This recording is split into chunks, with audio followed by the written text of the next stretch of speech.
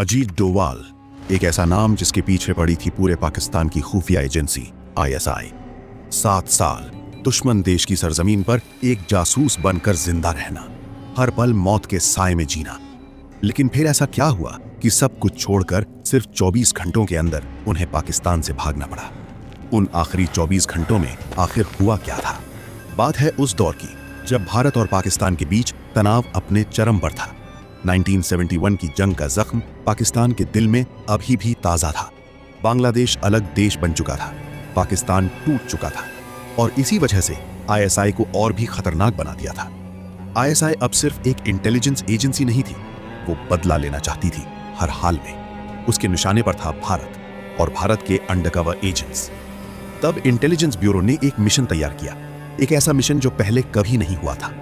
किसी भारतीय ऑफिसर को सालों तक पाकिस्तान में रहना था, वहां की जनता के बीच, वहां की सेना के पास, आईएसआई के साए में। और ये काम दिया गया अजीत डोवाल को। लेकिन ये मिशन एक्सेप्ट करना आसान नहीं था। सोचिए एक पल के लिए, आपको अपना नाम भूलना होगा, अपना परिवार भूलना होगा, अपना देश भूलना होगा। आप हर रात सोने से पहले ये सोचकर सोते हैं कि पता नहीं कल सुबह होगी या नहीं। यही था वो मिशन जो डोवाल ने एक्सेप्ट किया, बिना एक पल सोचे। डोवाल कोई साधारण आईपीएस ऑफिसर नहीं थे। वो जानते थे कि पाकिस्तान में जिंदा रहना है तो पाकिस्तानी बनना होगा। उन्होंने अपना नाम बदला, अपनी पहचान बदली, अपना धर्म बदला। वो एक मुसलमान के रूप में पाकिस्तान में दाखिल हुए। उनकी उर्दू इतनी साफ थी कि कोई शक नहीं कर सकता था। उनका लहजा, उनकी नमाज, उनका रहन सहन, सब कुछ इतना परफेक्ट था कि आईएसआई के एजेंट भी उन्हें अपना समझते थे। ये सिर्फ एक्टिंग नहीं थी, ये सर्वाइवल था। 7 साल तक डोवाल पाकिस्तान में रहे। 7 साल तक उन्होंने वहां की हर खुफिया हरकत को अपनी आंखों से देखा। 7 साल तक उन्होंने भारत को वो इंफॉर्मेशन दी जो किसी सैटेलाइट से भी नहीं मिल सकती थी। पाकिस्तान में रहते हुए डोवाल ने देखा कि आईएसआई कैसे काम करती है।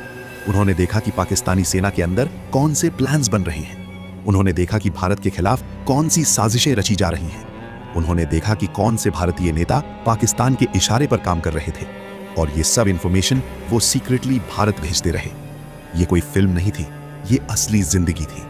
हर दिन एक नया खतरा, हर रात एक नया डर, एक गलत कदम, एक गलत शब्द, एक गलत नजर और सब खत्म। लेकिन डोवाल की जिंदगी में एक और डायमेंशन था।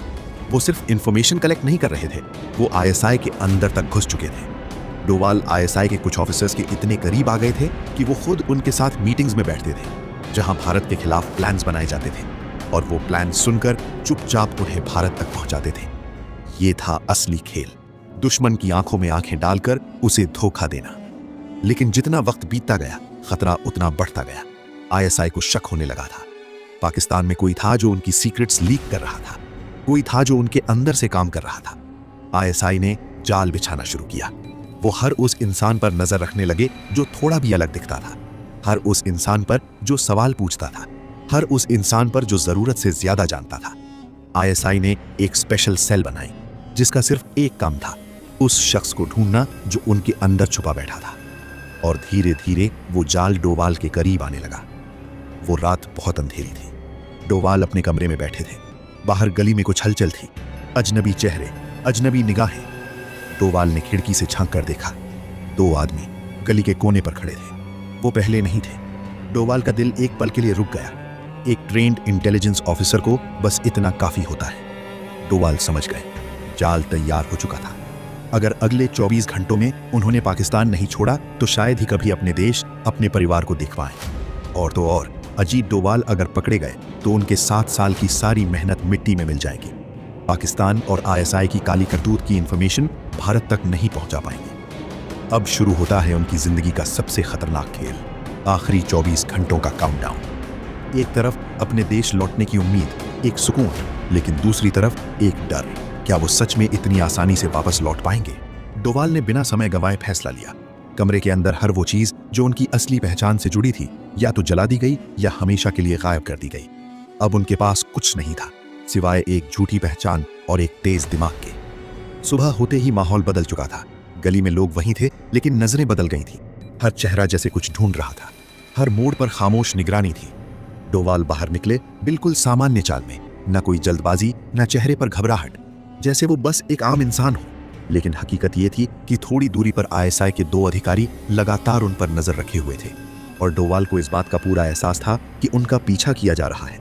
इसके बावजूद उन्होंने अपनी चाल नहीं बदली, न पीछे मुड़े, क्योंकि वो जानते थे कि डर दिखाना सबसे बड़ी गलती होगी।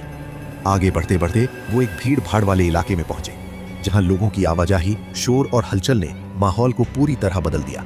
और जैसे ही मौका मिला, डोवाल बिना रुके उस भीड़ में घुस गए और धीरे धीरे उसी का हिस्सा बनते चले गए।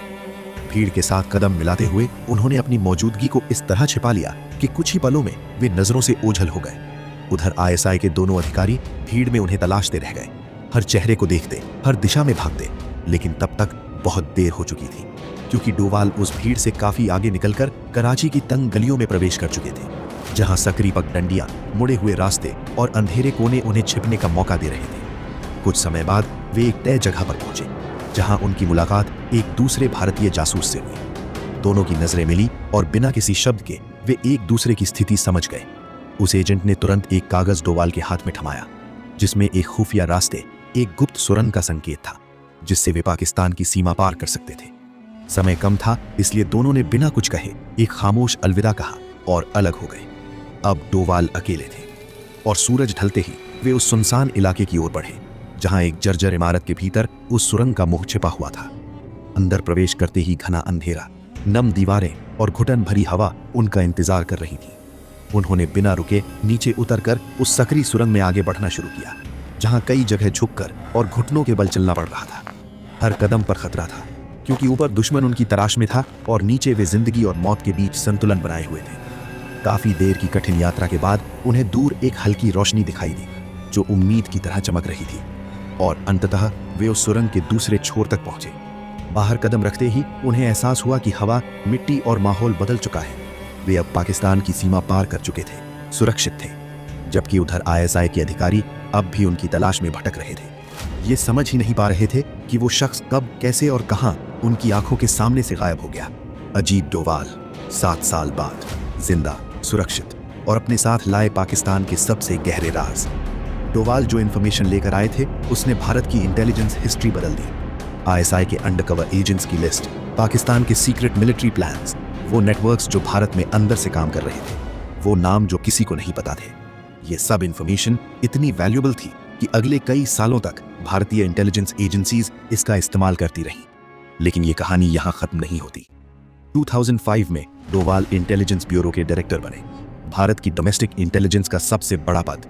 और 2014 में जब नई सरकार आई, तब प्रधानमंत्री नरेंद्र मोदी ने उन्हें बुलाया और उन्हें दिया गया नेशनल सिक्योरिटी एडवाइजर का पद। वो इंसान जो कभी पाकिस्तान की गलियों में अपनी पहचान छुपाकर चलता था, आज देश की सुरक्षा का सबसे बड़ा चेहरा था। एक पहाड़ी गांव से निकलकर देश की सबसे बड़ी कुर्सी तक ये सफर आसान नहीं था, लेकिन डोवाल ने कभी आसान रास्ता चुना भी नहीं। वो 7 साल पाकिस्तान में क्या क्या देखा, वो किन किन खतरों से गुजरे, वो एग्जैक्ट मोमेंट जब उन्हें पता चला कि अब निकलना होगा, उन आखिरी 24 घंटों में उनके दिल में क्या चल रहा था, ये सब शायद कभी पूरी तरह सामने नहीं आएगा। लेकिन एक बात तय है, जिस देश के पास अजीब डोवाल जैसे लोग हों, उस देश को कोई नहीं तोड़ सकता। भारत माता की जय।